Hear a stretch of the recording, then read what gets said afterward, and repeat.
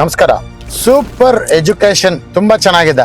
ಎಲ್ಲರೂ ಎಜುಕೇಶನ್ ಸಿಸ್ಟಮ್ನ ಹಂಗೆ ಹಿಂಗೆ ಅಂತ ಮಾತಾಡ್ಕೊಳ್ಳೋದು, ಸ್ಟೂಡೆಂಟ್ಸ್ ಮಾತಾಡ್ಕೊಳ್ಳೋದು, ಪೇರೆಂಟ್ಸ್ ಮಾತಾಡ್ಕೊಳ್ಳೋದು, ಅಥವಾ ಎಜುಕೇಶನ್ ಹೆಸರು ತುಂಬಾ ದೊಡ್ಡದಿದೆ, ಒಳ್ಳೆ ಒಂದು ಕ್ವಾಲಿಟಿ ಮ್ಯಾನೇಜ್ಮೆಂಟ್ ಇದ್ದಾರೆ, ಟೀಚರ್ಸ್ ಇದ್ದಾರೆ, ಲೆಕ್ಚರರ್ಸ್ ಇದ್ದಾರೆ, ಎಲ್ಲ ತುಂಬಾ ಚೆನ್ನಾಗಿದೆ, ಮಾರ್ಕೆಟಿಂಗ್ ತುಂಬಾ ಚೆನ್ನಾಗಿದೆ, ಅದೇ ರೀತಿ ಫೆಸಿಲಿಟೀಸ್ ಎಲ್ಲ ಚೆನ್ನಾಗಿದೆ. ಆದ್ರೂ ಕೂಡ ಯಾಕೋ ಅಡ್ಮಿಷನ್ಸು ತುಂಬಾ ಕರೆಕ್ಟ್ ಆಗಿ ಆಗ್ತಾ ಇಲ್ಲ. ನಿಮ್ಗೆ ಎಷ್ಟು ಕೆಪಾಸಿಟಿ ಇದೆ ಅಷ್ಟು ಅಡ್ಮಿಷನ್ಸ್ ಆಗ್ತಿಲ್ಲ. ಒಂದ್ ವೇಳೆ ಅಡ್ಮಿಷನ್ಸ್ ಆದ್ರೂ ಎಕ್ಸಾಮ್ಸ್ಗೆ ಮುಂಚೆ ಎಕ್ಸಾಮ್ಸ್ ಇನ್ನೇನು ಎಕ್ಸಾಮ್ಸ್ ಇದೆ ಅನ್ನೋವಾಗ ಫೀಸ್ಗಳಿಗೋಸ್ಕರ ನಾವು ಡಿಮ್ಯಾಂಡ್ ಮಾಡ್ಬೇಕಾಗತ್ತೆ.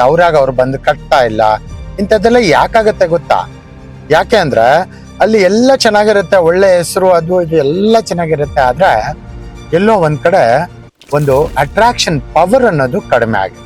ಇದನ್ನ ನಾವು ಎಂತ ಸ್ಟ್ರಾಟಜಿ ಉಪಯೋಗಿಸಿದ್ರು ಏನು ಉಪಯೋಗಿಸಿದ್ರು ಕೆಲವೊಂದ್ಸರಿ ಆಗದೆ ಇರುವಂತದ್ದು ಕಾರಣ ಏನಪ್ಪಾ ಅಂದ್ರೆ ಅಲ್ಲಿ ಕೆಲವೊಂದು ನೆಗೆಟಿವ್ ಎನರ್ಜೀಸು ಇರ್ತವೆ. ಅದು ಯಾವ ರೀತಿ ಬೇಕಾದ್ರೂ ಇರ್ಬೋದು. ಇದಕ್ಕೆ ಒಂದು ಸ್ಪಿರಿಚುವಲ್ ಪುಷ್, ಒಂದು ಗುಪ್ತವಾದ ತಂತ್ರವಿದ್ಯೆಯಿಂದ ನಾವು ಇದನ್ನ ಸರಿ ಮಾಡ್ಕೋಬಹುದು.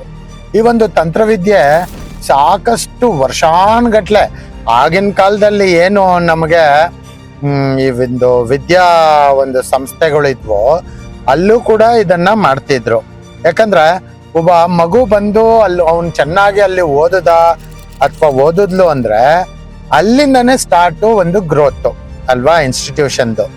ಆದ್ರೆ ಎಲ್ಲೋ ಒಂದ್ ಕಡೆ ಕೆಲವೊಂದು ನೆಗೆಟಿವ್ಸ್ ಇಂದ ತುಂಬಾ ಕಡೆ ನೆಗೆಟಿವ್ ಹರಡಿ ತೊಂದರೆ ಆಗುವಂತದ್ದು ನಮ್ಗೆಲ್ಲ ಬಂದಿರುವಂತ ಕೆಲವೊಂದು ಸಂಸ್ಥೆಗಳಲ್ಲಿ.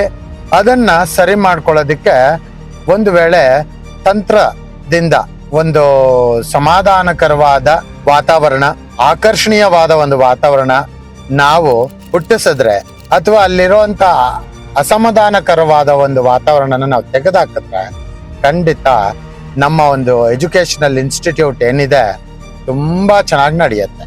ಯಾಕೆ ಅಂದ್ರೆ ಈ ವಿಚಾರ ನಾನು ಮಾತಾಡಂಗಿಲ್ಲ, ಆದ್ರೂ ಮಾತಾಡ್ತಾ ಇದ್ದೀನಿ. ಯಾಕಂದ್ರೆ ಎಜುಕೇಶನ್ ಸಿಸ್ಟಮ್ ನಡೆಸೋದು ಒಂದು ಬಿಸ್ನೆಸ್ ಮಾತ್ರ ಅಲ್ಲ ರೀ, ಅದೊಂದು ಜವಾಬ್ದಾರಿ, ಸಾಮಾಜಿಕ ಜವಾಬ್ದಾರಿ ಅಲ್ವಾ. ಅದನ್ನ ಸರಿಯಾದ ರೀತಿಯಿಂದ ನಡೆಸೋದಿಕ್ಕೆ ನಿಮ್ಗೆ ಖಂಡಿತ ಈ ಒಂದು ತಂತ್ರವಿದ್ಯೆಯಿಂದ ಏನಾದ್ರೂ ಸಹಾಯ ಮಾಡ್ಕೋಬೇಕಾ ಅನ್ನೋದನ್ನ ನೋಡ್ಕೊಂಡು ಮುಂದೆ ಏನ್ ಮಾಡ್ಬೇಕು ಅಂತ ಯೋಚನೆ ಮಾಡಿ. ಒಳ್ಳೇದಾಗಿ.